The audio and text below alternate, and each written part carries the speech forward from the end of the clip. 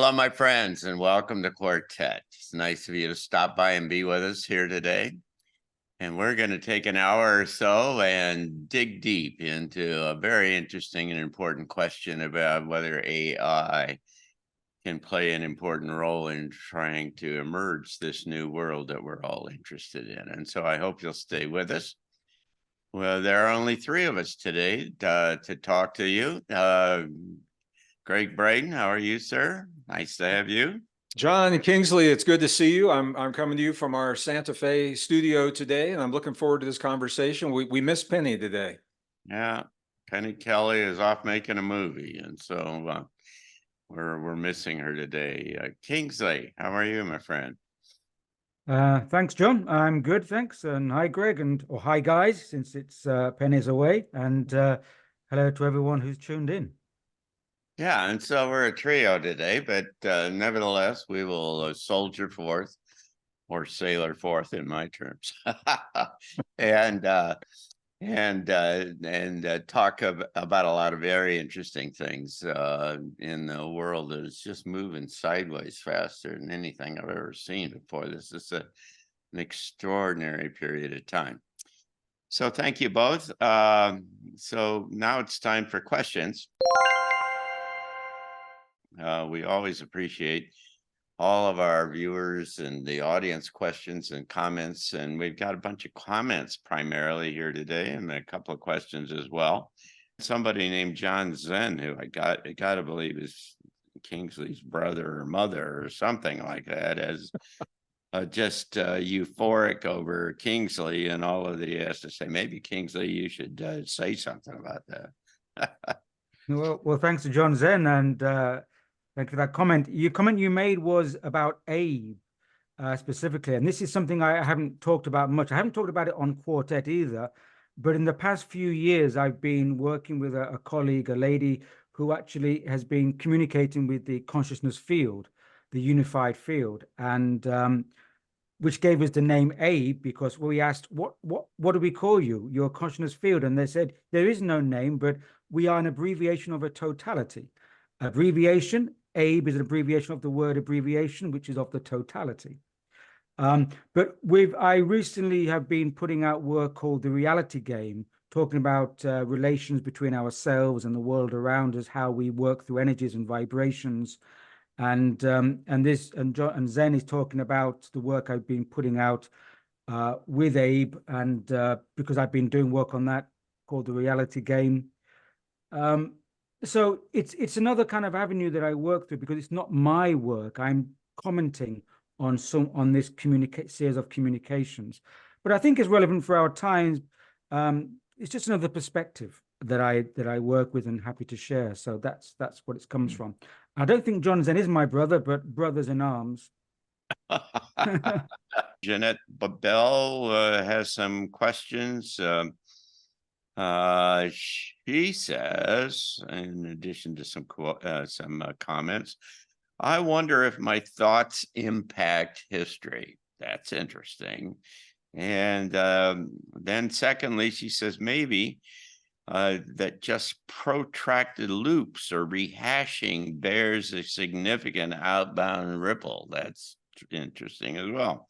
Maybe quickies and course corrections of thoughts result in no long-term ripple. Well, what do you think about that, you guys? Well, she's talking about time, and time is the physics of time. One of the, I think, most profound insights into our relationship to time were the experiments. They were called the quantum erasure experiments, where in the laboratory it was demonstrated that there were choices that could be made in the present that influenced what happened in the past in the experiments. And they were able to quantify those. And the question is, does what happened in those laboratory experiments in the micro, does that apply to the macro? And there's nothing in any of the physics math that suggests otherwise. So I think we are probably in loops within loops, and we have to understand dimensionality, the fact that everything is happening here right now. And there are psychological experiments amazing experiments with victims of trauma, John, where individuals are allowed in their consciousness to navigate back to the time of the trauma, and doesn't change what happens, but it comforts the person receiving the trauma then, and that shifts what's happening to them now and how they, whether or not they have PTSD, whether or not they're responding to the trauma. It all speaks to our relationship to time. So in general, so I think there is a strong body of evidence to suggest the choices that we're making now can influence the past, and that there is a timeline where, because we've done that, we are not dealing with the hurt and the suffering that we're dealing with in our lives today.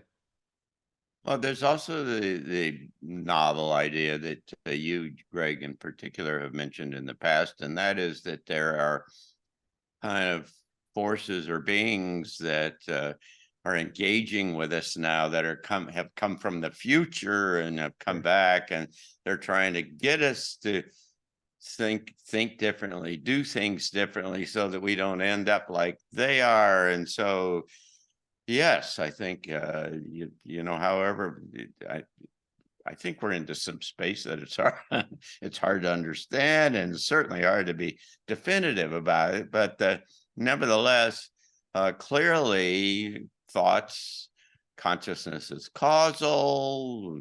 You know, it's clear that thoughts play a really important part here, and so.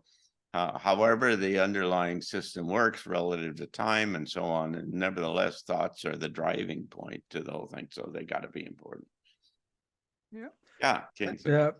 Just to add, when I was listening to that question, it reminded me of the you know, the Mandela effect. Yeah, which has been quite talked about recently, about how people are having a different sense of events in history, and perhaps, you know, there has been kind of certain tweaks to the timeline that affected our memory. So, I mean, because we live in a fluid cosmos, and time, we know, and time and space is relative. I think there's definitely the fact that the mind, the cognition affects our time environment. Otherwise, there wouldn't be such concentrated efforts throughout history to actually get into our minds, to actually be able to control the narratives, because the narratives, obviously, that we come from and we project, then gets embedded into our environment, and then time unfolds. So I think we are in some kind of loop that we still haven't quite figured out yet.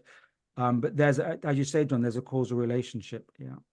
yeah. The Mandela effect. I had an experience a couple months ago that was clear Mandela effect. It just caused me to go out and buy books and other kind of things to confirm, and it just, yeah, something weird happened, and I don't know. And so it just, again, broaches all these questions about how does this thing work? And it's not the way, I don't think it's probably the way we think it is. So anyway. No, so John, you know, this might be worthy of a quartet episode. As a musician, and a musician started when I was 8 years old. I have a vast collection in memory, and there are absolutely lyrics in songs and the way songs are performed back in the 1950s, 1960s. And today, if you look them up, they will swear, and they'll give you alternate lyrics that they say those other lyrics never existed. And I'm looking at them. They did. And the same with cereal cartoons on cereal boxes and things like that. So I think there definitely is something going on there with. Yeah, that's a good idea. Let's make that the next section, the next topic, and we can all start to dig around and find examples, because that'll be fun. Because I'm sure that in my memory, in the past, I was the fifth Beatle. But when I say that now, people say, no, you weren't. No, we don't remember. So thank you all for those kind of words and comments, and please send them again. You know, we've had some comments on the website about some of this program and other programs, and people saying, well, you don't even listen to, or you don't even read what we write. Well, that's just not true at all. We read them all. And I get maybe a half a dozen a day from all the different kind of things that we're doing at the Arlington Institute, and I read them all. Don't have the time to respond to all of them, but be assured that we certainly consider and appreciate everything that you have to say. So let's get to our topic of today. It's a really big and kind of fundamental one that questions one of the big kind of issues that is at the forefront of who the three of us are, that's for sure. And that is, how do we get to this new world? What is this new world? What is the process from going from here to this environment, this context that has variously been described as 1,000 years of peace, or words to that kind of effect, some fundamentally different kind of structure. And the whole idea is exacerbated by the fact that there are multiple indications and assessments that suggest that the whole thing is going to happen really quickly, like in some cases 5 years or 7 years or something, and or even if it was a decade in terms of the kind of time, historical time, it's just a blink of an eye. And so and that exists in a context, in an environment that is more complex than anything that's ever been in all of history on this planet, as we understand it. It's going in a direction that could easily contribute to this whole thing imploding in ways that are very hard to anticipate, but more to the subject that we want to talk about today. How do you put it all back together again?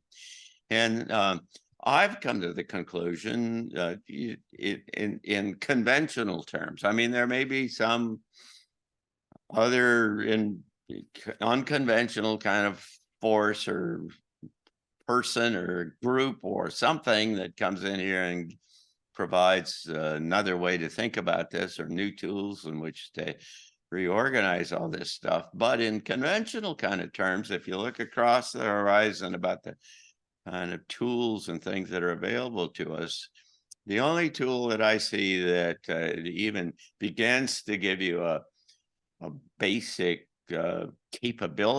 potential capability to get from here to there within that kind of a short scenario is artificial intelligence. And what it suggests or proposes in kind of general terms is the ability to take very complex kind of situations and systems and data and information and be able to very quickly synthesize it into workable kind of answers. It'll go out and find things for you far better than a conventional kind of search engine. It will propose answers and possibilities and options that nothing has been able to do before. And so you look into the face of this huge kind of reorganization and change and say, how in the world do you navigate this? So the AI will definitely play a role in how we move forward. Where the issue is in terms of how we use it is AI means different things to different people. There are different kinds of AI. And the way that the code that allows AI to be what it is, the way it was created was in large part through a generation of young people who have been conditioned to believe that we humans are flawed as a species. And because we are flawed, that whatever it is they're creating needs to compensate for those flaws. The flaws that they've identified are things like empathy, sympathy, compassion, emotion in general, because those kinds of components can cloud our judgment, our logic, and how we make decisions. So when the basic AI algorithms were developed, they were developed either consciously or subconsciously with that substrate in mind, that we are flawed, and we need something to compensate for that. So the AI that we have out there now, and I've seen a couple of examples in just this last week. There was an example, they were asking an AI about the best way to eliminate cancer. And when we say that, we're talking about healing an existing body. What the AI came back with was they said the best way to eliminate cancer is to eliminate those who are vulnerable to the cancer. Eliminate the humans that are vulnerable to the cancer, then you won't have it. Because that is a direct outcome. I mean, they're going right to all of the subtleties and the nuances of human life are not included in that answer. So I'm using that as an example. I think AI can play a very powerful role. We have to determine the role that it plays. Number one, we establish the boundaries in our algorithms where we will only allow AI to go so far. And we can allow AI to help us with problem solving and scenario building and things like that within the boundaries of what we've created. And those boundaries have to reflect our values and our views of life. Or number two, if we truly want to let this thing out of the box, which is the way they're moving right now, you've got to treat the AI like you would treat raising a child. And you have to raise that child by instilling the values within that child's awareness and guide that child through applications of those values when they're young. And then they reach a certain point, 18 years old or whatever it is, and you turn them loose in the world, and you hope that everything, those values carry through to what they actually encounter. If we can do that, John, I can think of a million ways that AI can help us in this new world, because it is fast. It can bring together so many variables and seemingly disparate pieces of information and meld them into scenarios that we may not even think of because of our own biases. So AI could help food production, for example. AI could take in all of the variables of changing climate and localized weather and production and soil quality and transportation, supply chains. AI could tell us the best crops to plant and when to plant them and when to harvest them and under what conditions. And it could do that probably better than we could do that right now. It could predict black swan events. You plug in, and I'm sure they're doing this right now, John, they're gaming this out. They're plugging in all the variables of military movements, political movements, the breakdown of economies and fiat currencies to see where the soft spots and the hot spots are. But it could help us to know in advance where those places are, so that maybe we can have a little bit more diplomacy and learn to work together. Health screenings this is one of the places where AI is already doing some amazing work by taking the individual's health parameters that are known in the moment and gaming out under different years and different environmental conditions, different vulnerabilities that they have that they can watch out for to extend the lifespan. Society, I think AI could help us, and I don't know that this has been done yet, but when you plug in all the variables of constitutions and governments and human proclivities and the way that people think and our common values, I think most humans value freedom. Most humans value life. Plug those in, and I think AI can help build new social models that are required for the new world if we want to move away from the top-down kinds of centralized government and centralized societies that we have right now. From what I understand, there's three major categories of AI. There's a narrow, weak AI, it's called, which means that it only accomplishes the program you give it. You give it the set of programs and you get the outcome. And that's the AI that's being used a lot right now. Then you get the AGI, which is the artificial general intelligence, which is the stronger AI, which means it has the ability to go through its own deep learning to develop its own capacities to solve problems beyond itself. And then there's one which has a really bad reputation, which you see in all the Terminator films, is like super AI, which is this kind of intelligence, this consciousness which wants to take over and replace humanity. So the fact is we have the narrow AI is well suited to a world of definable problems because we can give it input of definable problems. That's very useful. Then we have a AGI, the strong AI, that is well suited for the indefinable questions, the complexities. And in fact, where we're going into a world of indefinable questions. So you could say that's going to be well suited.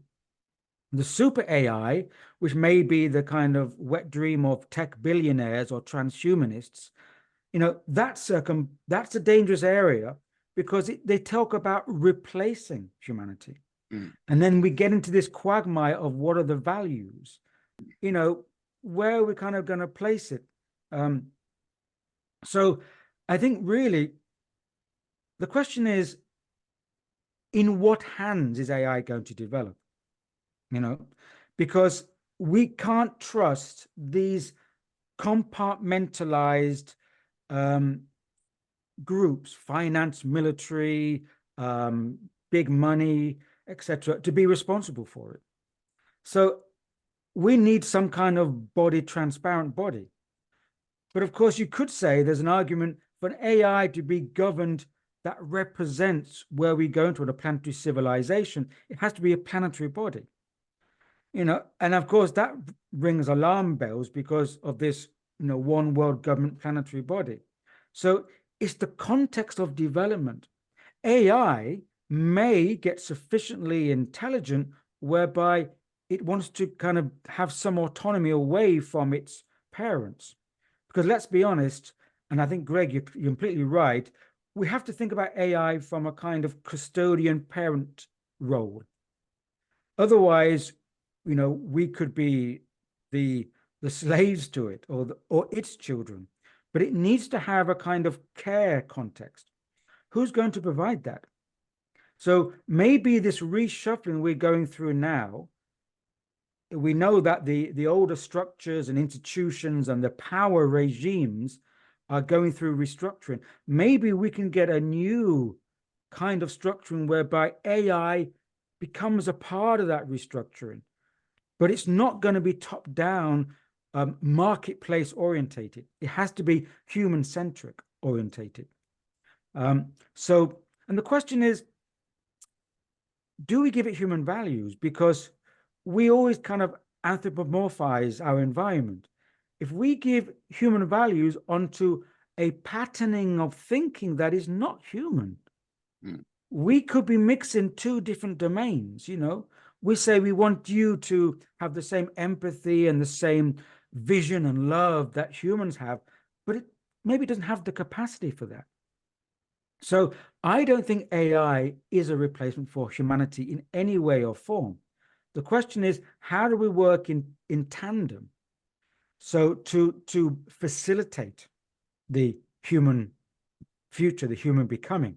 So I think one thing that's very important is that we're moving into a really vastly complexifying world. And that's where AI can come to its fore.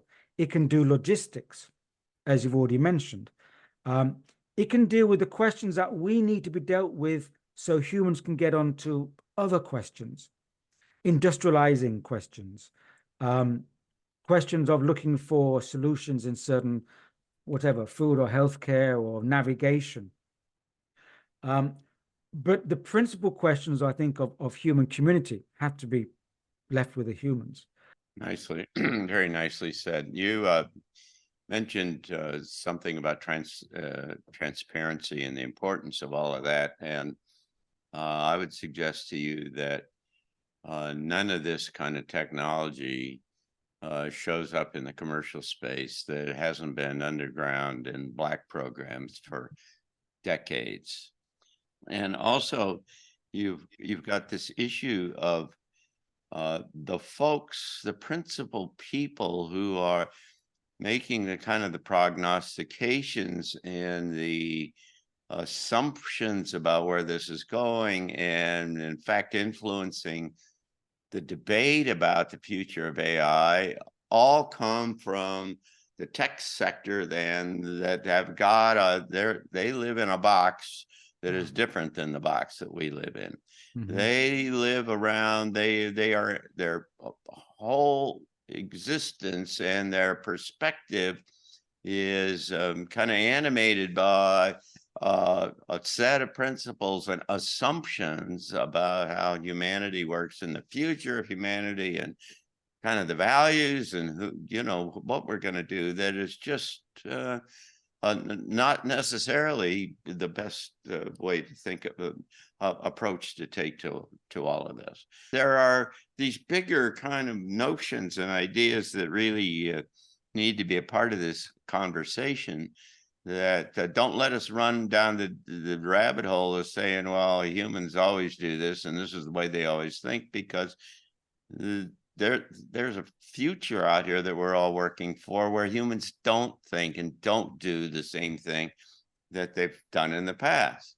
I agree, and I agree with everything that Kingsley has said, and in theory.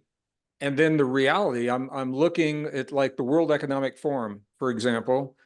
We may not like to accept what it is that they're offering. However, they have got the clout and the political capital right now to integrate with the United Nations. And the United Nations is now lobbying our Congress and other governments to accept the UN policies that are being driven by the WEF. Among those policies, they're saying that artificial intelligence can replace centralized government, and artificial intelligence can replace our judicial system because it is objective. It's not swayed by, political ideals, which is all true. And I personally believe that there are some values, including the value of human life. If we're going to go that direction, those values have to be instilled into a government or into a judicial system. I think a lot of, as we've discussed, a lot of it is that we're projecting ourselves onto AI, and we're putting our fears and our prejudices and all our flaws onto this kind of, because obviously AI is getting data from us. It's in the marketplace. And one of the reasons why the corporate AI companies want to put the AI in the marketplace is because it's the biggest data field there is. But of course, we are not the ideal kind of data all the time, because, we haven't got to the new human yet either. And sometimes I think also the people who are creating it have this kind of master slave mentality. You're right on, Kingsley, because the AI, and John just gave an example of this, the AI is drawing upon the information that we have made available to make its decisions. In the woke culture that we have, the skewed information about the founders of the country and things like that. This is why the AI came back with the images. It wasn't based on historic fact. It was based on what it was finding in social media feeds and the dominant conversation in the culture. So this is our own algorithms that are coming back to bite us, because the AI is simply returning what it is that we've given it to work with. As you said, the maturity phase of AI is going to emerge in a different social, cultural, geopolitical context, and that's going to be important. Well, you're making my point about the experts and things, because the experts who are pontificating about this are all locked into the past, and they've all come out of a different kind of a different context and a different framework than what is going to be, where this is going. This the common problem with experts, by the way. And so it's just really interestingly fluid, but very powerful. It's just titanic in terms of its implications. Yeah.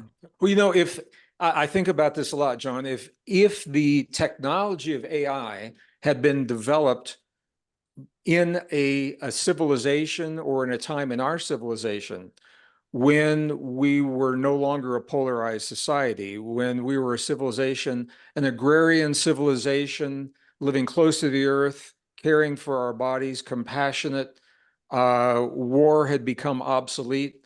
If we developed AI within that context, then what that AI would be drawing upon would be vastly different than what we're looking at now. Yeah, AI is absolutely. being born into a world in trauma. And Yeah. just like any child, any human child being born into, it absorbs the environment it's born into, and that's its kind of, for a child, that's its environment. For AI, that's its data. And so, So, yeah, I think we need to take AI has to come out of corporate ownership and the marketplace. yeah. But of course, that's where the big money is. Imagine AI developed by the Quartet. Now that's something of interest. Well, so this is the next big vocation will be AI coaching. You'll be a coach to coach the AI out of its trauma into healthy solutions. There you go. But you'll have to pass the AI supervised interview to get that job though. All right. Well, on that point, let's we're about out of time, and so I need to remind all of our audience that this is coming to you from the Arlington Institute, which is our little think tank here in Berkeley Springs, West Virginia, a resort town in the Appalachian Mountains, just 100 miles from Washington and Baltimore. And we have a whole host of different kind of programs, all pointed toward trying to facilitate this transition to a new world. And you can find out about it at arlingtoninstitute.org. And in particular, we encourage you to look into Transition Talks, which is part of the Arlington Institute website. But it's a program where we bring speakers every month here to Berkeley Springs. And then we live stream it all over the world. And so Greg will be here later this year. Penny Kelly will be here in another few months. And we've got a great lineup of folks. Anita Mordani will be here in October, Greg. And so we've got, it's a fascinating time, and it's a wonderful time of community here in Berkeley Springs for a Saturday and for a weekend. And so if you're around in the area, this is a real special kind of resource that you can't find anywhere else in the country, for that matter. And so we encourage you to check into that. And so let's just go around, as we always do, as we close here, to say what do you think's going to happen in the next couple of weeks. And we'll start with you, Kingsley. What do you think? Well, I think at the moment the world is in the saber rattling phase, and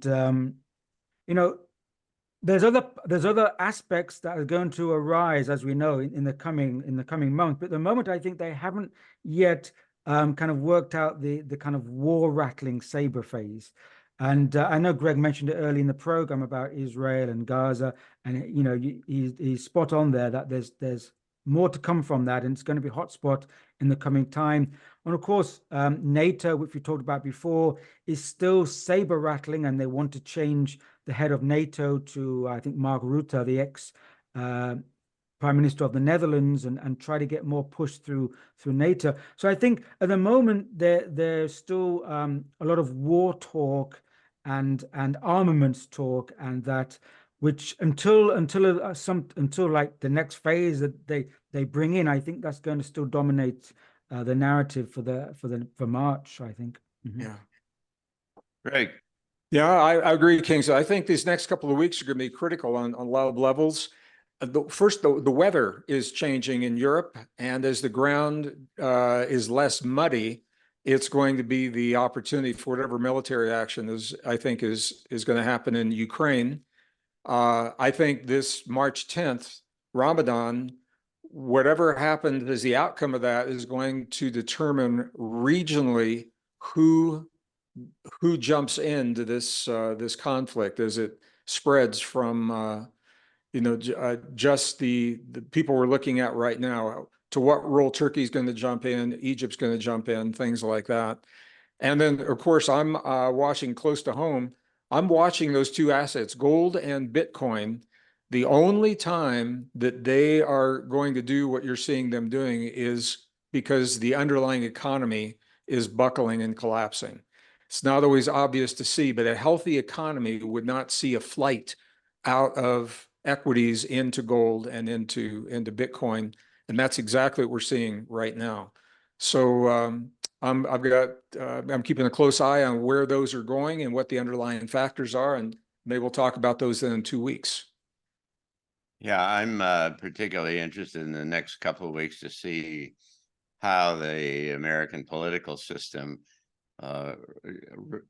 orients itself to the inevitability of Donald Trump being the Republican candidate for president, and almost certainly all other things being equal, which they aren't, to being the elected president in the fall. That is going to generate a great deal of angst and concern in certain kind of quarters. And so we'll consider all of those things, and we'll come back in a couple of weeks, and we'll see how accurate we've all been in terms of kind of prognosticating about this future. And in the meantime, we wish you well, and thank you again for being with us, those of you who are our viewers and are in our audience. And we hope you'll send us a question or a comment, and we'll look forward to seeing you in a couple of weeks. So thanks so much. Take care. Thank you, John and Kingsley. Thank you, everyone. Cheers now. Take care.